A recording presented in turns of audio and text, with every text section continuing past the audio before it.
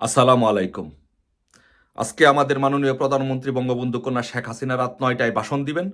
সেই ভাষণকে কেন্দ্র করে কিছু পাকিস্তানের জারজ, ৭১-এর পরাজিত শক্তি, আল শামস আল বদরদের দোসর, যারা ৭১-কে কখনো মেনে নিতে পারেনি, সে সেই জঙ্গিরা, সেই হিজবুতিরা, সে জামাত শিবির আজকে নাকি ঘোষণা দিয়েছে যে ধানমন্ডি ৩২ নম্বরে যা আক্রমণ করবে এবং তাদেরকে কিছু উস্কে দিচ্ছে পৃথিবীর বিভিন্ন দেশকে।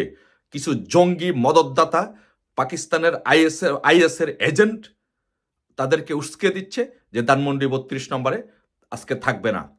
আমি আজকে ঘোষণা দিতে চাই, আমি আজকে বলতে চাই, আমাদের যারা কোনো বীর আজকে আমাদেরকে ধানমন্ডিতে যারা যাবে, একটাও যেন ধানমন্ডি থেকে ফিরে আসতে না পারে।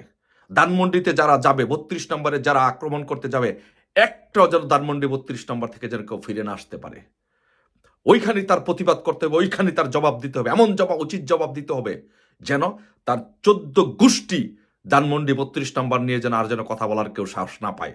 আর আরেকটি বিষয় হচ্ছে যে যারা এই ধানমন্ডিতে আক্রমণ করার জন্য যারা উস্কে দিচ্ছে, তাদের বাড়িঘর, তাদের বাড়ি, তাদের গড় কেউ যদি গুড়িয়ে দিতে পারেন তাহলে তাকে পুরস্কৃত করা হবে। তার বাড়িঘর তাকে আজকে গুড়িয়ে দিতে হবে।